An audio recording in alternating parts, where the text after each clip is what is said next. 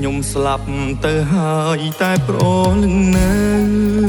ឈាមខ្ញុំអើយស្រែកហៅដឹងអង្គលបុត្រ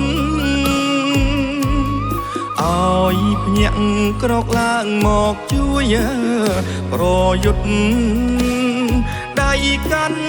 អាវុធកំចាត់នៅសត្រូវដេញចោលចង្រៃស៊ីមចោលសួរពូជអាចារ្យអើយកំហូចវិនិច្ឆ័យភ្លាមទៅទឹកដីខ្មែរយើងតពូជកូនចៅដូច្នេះខ្មែរត្រូវខំថែរក្សាសម្រែកឈាមខ្មែរអ្នកស្នេហាជាតិណាអើយស្រែកហៅម្ដងទៀតអស់ជាតិខែមរាក្រោកឡើងកូនខ្មែរស្រុកស្រែចំកា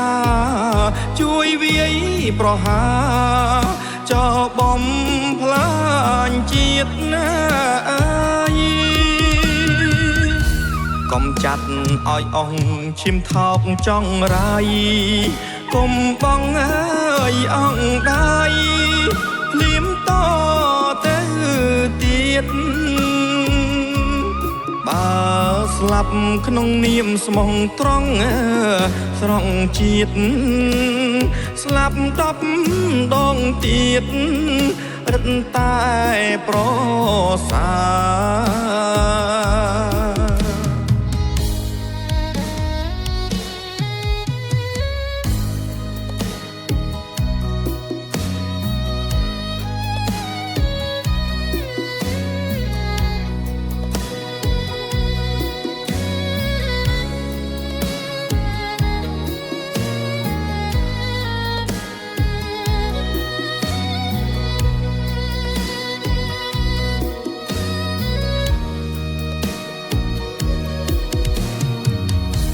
ខ្ញុំស្លាប់ទៅហើយតែប្រលឹងនៅឈាមខ្ញុំអើយស្រែកហៅដឹងអង្គលបុត្រឲ្យភ្ញាក់ក្រកឡើងមកជួយប្រយុទ្ធដៃកាន់អាវុធកំចាត់នៅសត្រូវដេញចោលចង្រៃ